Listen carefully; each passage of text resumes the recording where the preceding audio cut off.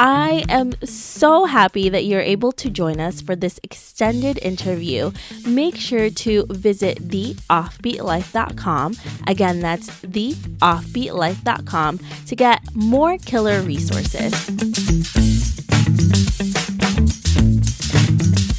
Hey everyone, thank you so much for joining us for this extended interview with Anit, where she's going to share how to get the courage to do solo travel. Hey Anit! Hi, Debbie. Before we get to all the incredible tips that you are going to give us, can you tell us a little bit more about you and why you live an offbeat life?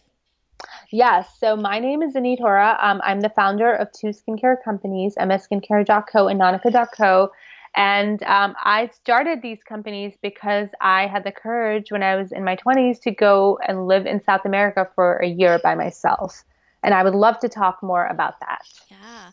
How did you even get the courage? How did you leave New York City and go to South America and travel there for a whole year?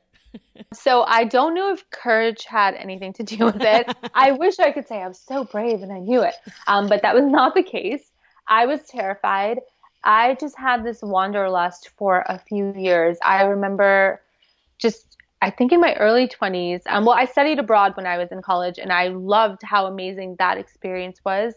And when I came back from Rome, it stayed with me how freeing it felt just to be able to go, pick up and go. But, I was also a very New York career woman. So I worked a lot and my career was very important to me. So it was always work, work, work, work.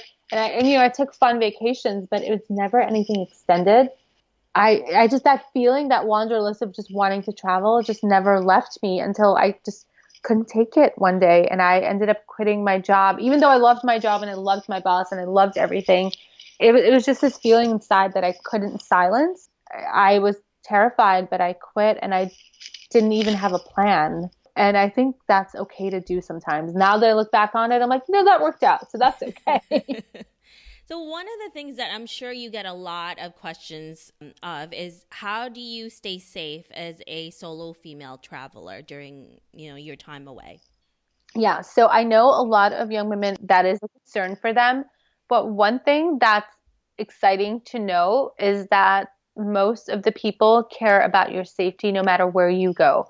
Because there's a thing where no town wants to be known as, an unsafe town, because it's not great for them, because they want since we're going as tourists, they depend on us for their economy.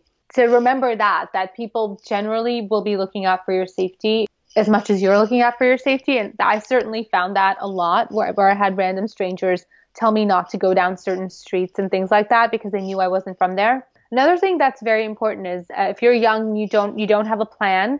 I stayed in a lot of hostels, and I truly recommend that, because then you always meet other fellow travelers, so you don't really have to do things alone. There is safety in numbers, and especially if you're going to really touristy places and you're like, oh, there's a pickpocket or whatever, go with a bunch of people. It's definitely safer. You'll always meet interesting people in hostels, and you never know, some of them could be your lifelong friends, and some of them are my lifelong friends now. I definitely highly recommend that. And, learn a little bit of the language. You don't have to be fluent in everything, but if you're traveling South America, you're lucky that, almost every country there speaks Spanish. So learn a little bit of Spanish and or Portuguese, just learn just a few words. You'd be surprised how much people love that and how much more willing they are to help you when they see that you're trying to communicate with them. It's just also about following your instincts. And then if it doesn't feel good or it feels weird, definitely don't do it or don't go there.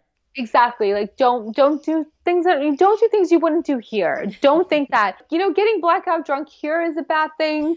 So doing that abroad is also a bad thing. Like, don't just use, common sense goes a long way.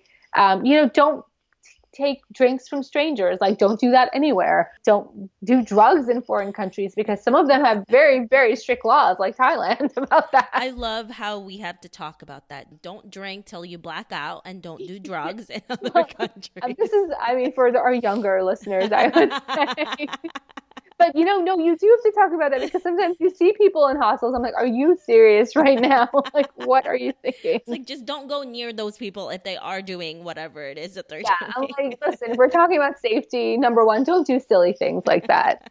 And don't go off with strangers. Like that, I know, again, we shouldn't have to say this, but really, It's like everything your mom taught you when you were little, just yeah, do it's that a when you're thing. traveling. Exactly. Like don't, I mean, there's one thing to be open to meeting new people, but there's another thing called like just common instinct. Use that.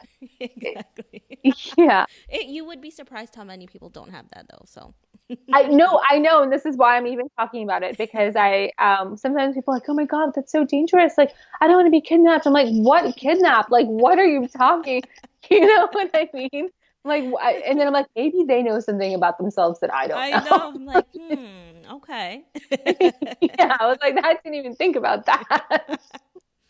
Now, Anit, I'm sure this is a question that people asked you as well. How were you able to afford to travel for a whole year? I did have some money saved because one, I was a super nerd that worked a lot, and I didn't go out very much, so that I had a little bit of money saved. But when I was traveling and I ended up in Argentina, I ended up getting a job teaching English, which was very random, and I didn't even, since I had no plan, I didn't know I was going to be working down there. But I did find work as an English teacher. I taught executives conversational English. So there are things like that that you can do if you just look for it. And I was lucky that I found a place to live for free. But once that 6 months was over and I needed a little extra, I was able to find an apartment. So that's the thing. The good thing about going with US dollars is that our money is worth a lot in different places. I was able to find an apartment with some really fun roommates, and my room was only $200 a month. It was Yeah. perfect, and the apartment was huge, and I had my own balcony and all these amazing things. So, It's so you, different from New York City, right? it's so different. Yeah, I You mean, can't even rent a garage for that much. exactly. I'm like $200. That's crazy. Yeah, I mean, now that I said it, I'm like, I can't believe I did that. Yeah, Well, what has been the biggest lesson that you've learned during your travel? that it's okay to take chances.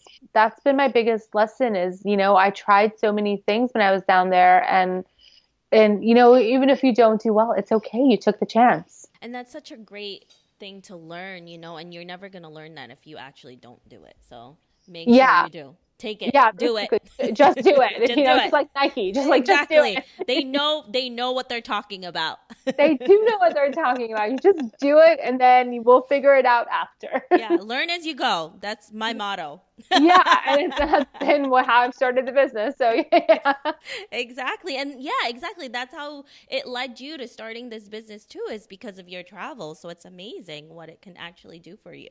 yeah, I'm telling you, like as a woman traveling alone, you really feel like you're conquering the world. I don't know how else to explain it. Where you're like, yeah, I did It's like, that. I'm so independent. This is amazing. Yeah, basically.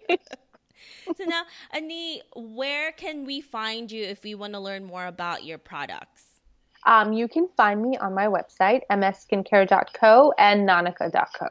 Perfect. Thank you so much for talking to us and for giving us all of these different tips to do solo travel. Oh my God, it was my pleasure. Thank you, Debbie. I hope you enjoyed this extended interview with Anit.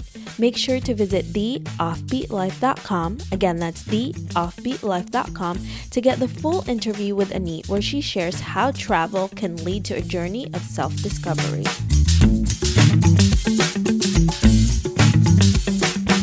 Hey Offbeat family, I really appreciate you listening to this episode. I would love to hear more from you and what you think of the podcast. Suggestions on guests, topics we can discuss, or maybe you just want to be friends.